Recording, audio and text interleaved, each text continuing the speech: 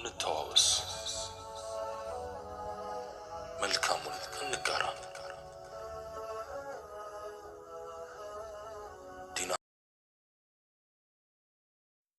ሶበር ባለፈው ክፍል አቆምንበት።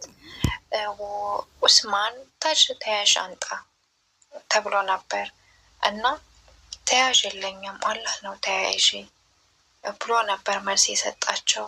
እናም ወደ ስራ እንዲቀጠር ትዕዛዝ ተላልፎ ነበር።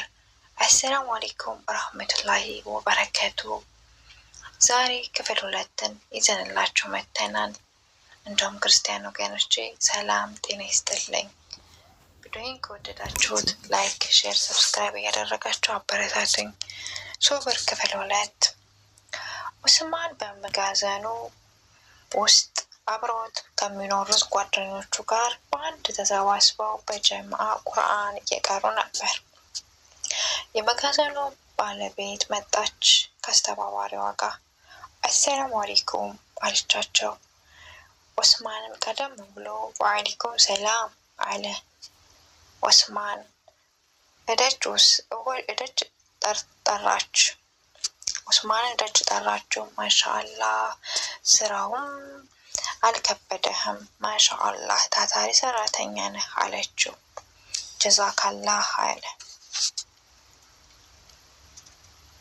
ዛሬ የፈለኩ የስራ እድገት ልሰጥህ ነበር። የድርጅታችን ካሸሪ መሆን ትፈልጋለህ በፈቃደኝነት ብላ ጠየቀችው። ኡስማንም ኢንሻአላህ በአላህ ፍቃድ ለመወጣት ሞክራለሁ አለ። ስለዚህ ነገ መጀመር ትችላለህ አለች። ኸይር አለ። ኢንሻአላህ አለ ኡስማን። እሷም አሰላሙ አለይኩም አለችው። ወአለይኩም ሰላም ብሎ ተሰናባበቱ። ከ2 ዓመት በኋላ ኡስማን በጣም ለውጥ ላይ ነው። ድርጅቱም በጣም ጥሩ ሁኔታ ላይ ነው። ሚህወት በጣም ደስ ብሏታል። ሚህወት አባዬ በጣም ይቅርታ ዛሬ አስራብኩ ብላ አባቷን ይቅርታ ጠየቀችው። መድኃኒቱን እንዲወስድ ተደረገች። አባቷ መድኃኒቱን ከወሰደ በኋላ አልሐምዱሊላህ አለ። ሚህወት አባዬ ሰሞኑን ሱካርን ቼክ አድርገሃል አለች። አባትም አዎ አድርጌ ነበር አሉ። ሚህወት ታዲያ እንዴት ነው አባ አለች። ትንሽ ከፍ ብሏል አሉ ሚህወት።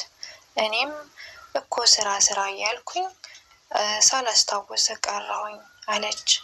አባትም አብሸሪ ልጄ አለ። አላህ የከተበው ነው የሚሆነው። አንቺ ሰሞኑን ብስክ አልሽ አሏት። ደግሞ የሆነ ሀሳብ ያለብሽ ትመስላለሽ አሉ በድጋሚ። ልጄ ንገሪኝ፣ ያሰብሽው ነገር አለ እንዴ? ንገሪኝ አሉ።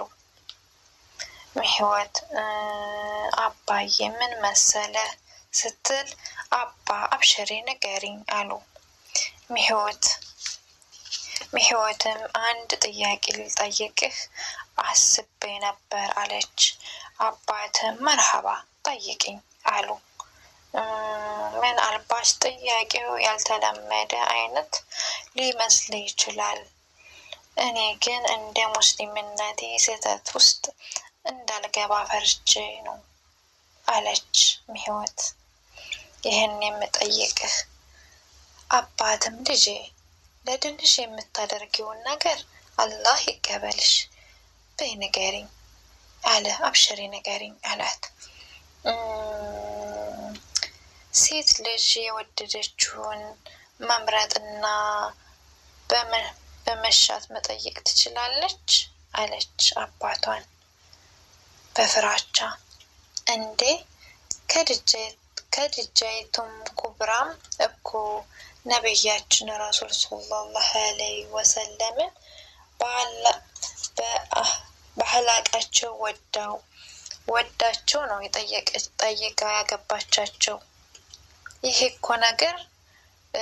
እኮ አዲስ አይደለም አሉ። አባትም ምን ነው ያሰብሽው ሰው አለ እንዴ አሉ። አዎ አሁንማ ጀምረሽዋል ንገሪኝ አሏት። ህይወትም ፈገግ አለች።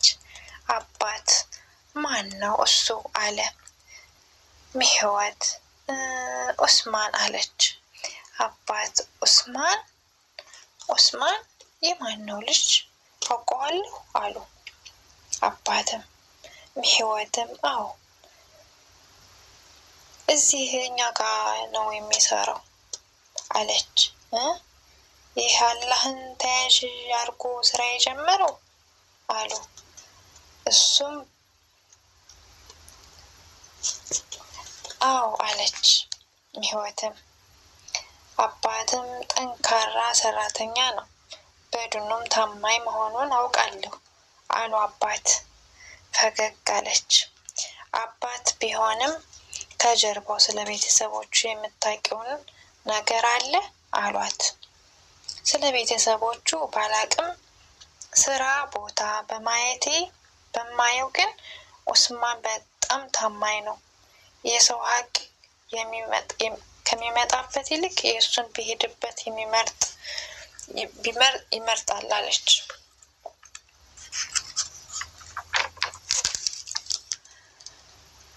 አጅነቢ ሴት ቀና ብሎ የማያይ ከሚያውቀው የድኑ እውቀት ለሌሎች የሚያስተምር በማስተማር የማይሰለቸው ሶላቱም ቢሆን ተአምር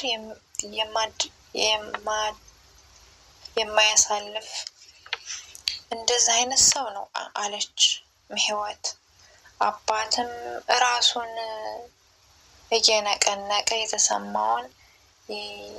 የተስማማ ይመስላል። ህይወት ቀጠል አርጋ አባዬ ካለህ በታች እኮ ድርጅታችንን እዚህ ቦታ ያደረሰው እሱ ሁለተኛ ነው አለች። አባት የእሱን ፍላጎት አውቀሻል አሉ። ትዳር እኮ በአንድ ወገን ፍላጎት የሚደረግ አይደለም አሉ አባት። ሰላም አለይኩም ወራህመቱላሂ ወበረካቱ። ውድና የተከበራችሁ ቤተሰቦች ቪዲዮውን ከወደዳችሁ ሼር፣ ላይክ፣ ሰብስክራይብ እያደረጋችሁ አበረታቱኝ። በሌላ ቪዲዮ ውስጥ የምንመጣ ድረስ ቸር ሰንብቱ እላለሁኝ። ህይወትና ሶብርን እንዴት ታዩታላችሁ? በኡስማን አስተያየት ስጡበት። ኡስማን ተፈትኖ ፈተናዎች ሁሉ ለበጎ ነው ብሎ እዚህ ቦታ ደርሶበታል። ያው ታውቃላችሁ የሰው ልጅ ሶብር የት ቦታ እንደሚያደርስ። አንዳንዶቻችን ከሶብር ቦታ ሶብር ማለት ያኔ ትዕግስት ነው እንግዲህ በኢስላም ደግሞ ሶብር ይባላል። እና የሰው ልጅ ትዕግስት ሲኖረው ሶብር ሲኖረው ትልቅ ውሳኔ ነው የሚወስነው ማለት ነው። ያኔ ታውቃላችሁ ከመጥፎ ነገሮች ተአገባችሁ ጥሩ ነገሮችን ለመወሰን ጥሩ ደረጃ ለመድረስ ትዕግስት ያስፈልጋል እና ሶብር ለሰው ልጅ አስፈላጊ ነው። እና አላህ ሱብሃነሁ ወተዓላ ደግሞ ሶብርን አላህ ይደለን ለሁላችንም። በያለንበት የዓለም ዳርቻ ሰላማችን ብዝት ይበል። ሀገራችን ኢትዮጵያን ሰላም ያድርግልን። ከክፉ ነገር አላህ ይጠብቀን። ቤተሰቦቻችንንም አላህ ይጠብቅልን። በያለንበት የዓለም ዳርቻ እኛንም ይጠብቀን። ያላገባም ያግባ፣ ያልወለደም ይውለድ። እንግዲህ የተሰደደን በቃ ይብል ወደ ሀገሩ ሊገባ ያሰበም ደግሞ በሰላም በደስታ ለሀገሩ ያብቃው። እንግዲህ አሰላሙ አለይኩም ወራህመቱላሂ ወበረካቱ።